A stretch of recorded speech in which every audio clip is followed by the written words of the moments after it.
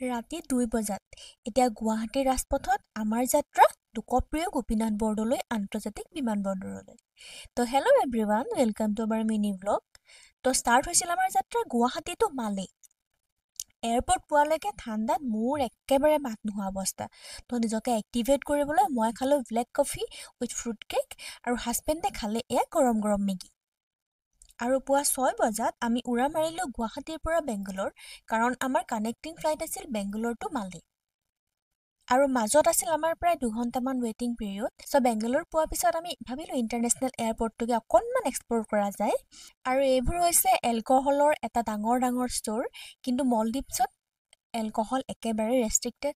হয় পাৰিব, যোনসকল প্ৰাইভেট ৰিজৰ্টত থাকিব বিচাৰে তেওঁলোকে তাত সকলো ধৰণৰ সুবিধা পাব, কিন্তু আপোনালোকে যদি পাব্লিক আইলেণ্ডত থাকিব বিচাৰে তেতিয়াহ'লে তাত আপোনালোকে কোনো ধৰণৰ এলকহল কনজিউম কৰিব নোৱাৰিব। তো আমি চোৱাহে হ'ল, কিন্তু আমি লোৱা একো নহ'ল।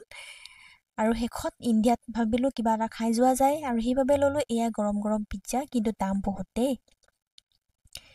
মোৰ কিন্তু পাৰ্চনেলি ডমিন'ছে ফেভৰেট। আৰু ফাইনেলি আমি পালোঁহি মালে এয়াৰপৰ্ট।